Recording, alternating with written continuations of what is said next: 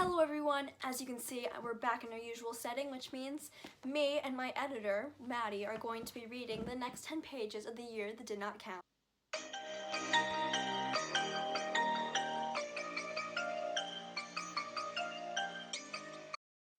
Hi, I'm Maddie. I'm the main editor for The Year That Did Not Count. Audrey proceeds to teleport to just outside the lunchroom. As she enters, Audrey spots Mia and remembers that she is now a satyr as well. Audrey notices that there is an extra table next to the wall. She waves at Mia and gestures for her to follow. Audrey tries to sit down, but is suddenly transported to the table near the wall. Ugh, this must be the sixth-year table, Audrey says to herself. After lunch, Audrey goes to her other classes. Mr. Sear has big round glasses and curly blonde hair, and appears fairly young for a teacher. Okay, Mr. Sear says in a husky voice. You are here to learn how to see the future and control your powers. First, we will study how to see at will, and then proceed to something even I don't know how to do, intercept brainwaves. This quickly intrigues Audrey, and she is startled when the bell rings for the next class. As Audrey teleports to Dreamwork, she sees a few rows of beds, since she must sleep in order to dream.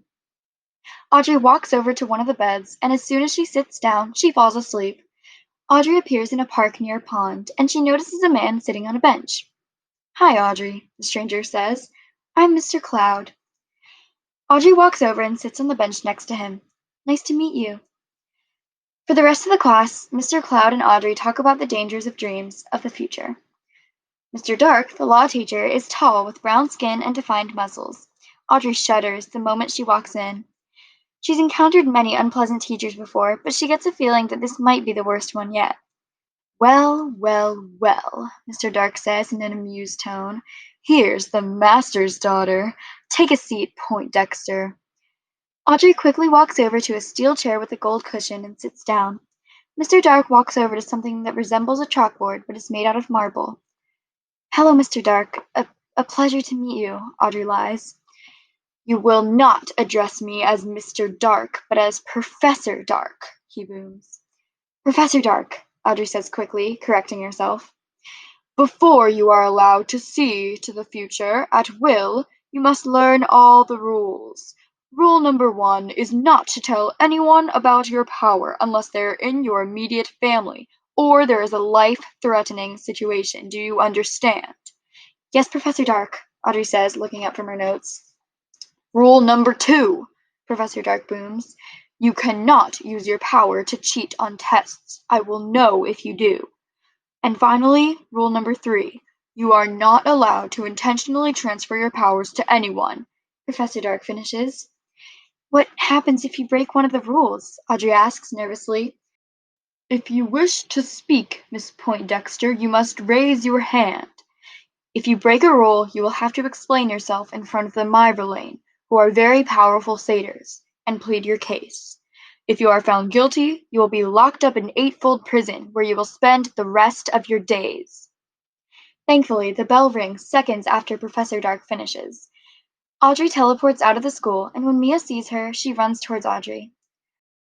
Audrey, please come home with me. I need to tell you something, Mia says in a panicked voice. Okay, Audrey says, and they hurry to Mia's house. As soon as the door to Mia's room closes, she quickly says, Last night, I took the cloth off my knee and the blood was silver. When I touched it, I saw the future. What did you see? Audrey asks urgently. I was in my kitchen, and my parents were in the living room talking. Okay, what's wrong with that? Audrey asks.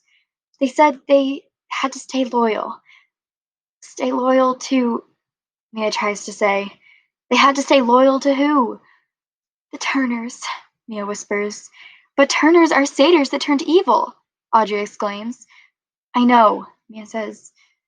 Please leave. What? Why? Audrey asks, confused. Just go. It's your fault I'm in this mess, Mia shouts, green eyes blazing. Do you think I want this either? I can't go back now. With her eyes stinging with tears, Audrey turns around and leaves. Do you think I want this either? I can't go back now.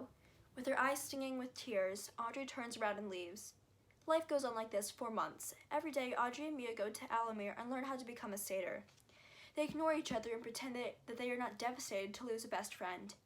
Audrey tries to talk to Mia, but her feeble attempts are not enough to get her old friend to talk to her. One day, Audrey's watching TV after school, and the news interrupts the episode of her favorite show. The news says, coronavirus spreading, starting in China and quickly infecting the states. Some states are closing for schools. Schools are closing schools for a 2-week period. Additionally, all outdoor events and gatherings over 10 will be canceled.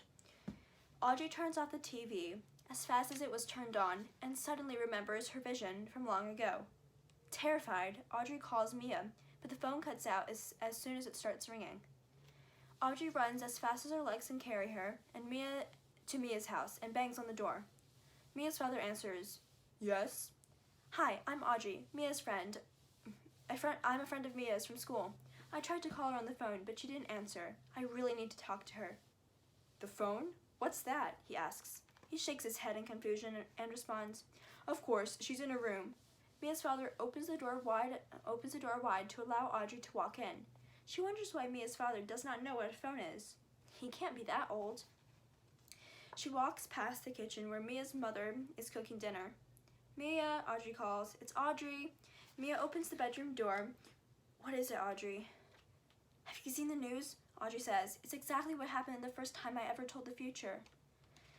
"I hate the stuff," Mia says. "But still, what are we going to—" All of a sudden, the lights go out and disappear as candles replace them. Audrey and Mia scream. Mia's door bursts open and her mother walks in, holding a knife, and asks, What are you girls screaming at?" "The power went out," Mia says. "The power?" Mia's mom asks with a quizzical expression. "You know, the stuff that lights up our house and turns on the oven?" Audrey exclaims. "And why are there candles everywhere?" Audrey asks. "What on earth are you two talking about? Without candles, it would be dark in here. If this is some sort of game, I don't want to play it." Mia's mom chuckles. "Mom," Mia cuts in, "this is not a game or a joke." "Right, you two have fun," Mia's mom says and walks out. "What was that?" Mia asks, alarmed. "I don't know, but I know what to do," Audrey says. "We have to use our training. This is the whole reason we go to Alamir." She closes her eyes and puts her finger on her temples. In her head, Audrey goes through time projecting what she sees in Mia's room.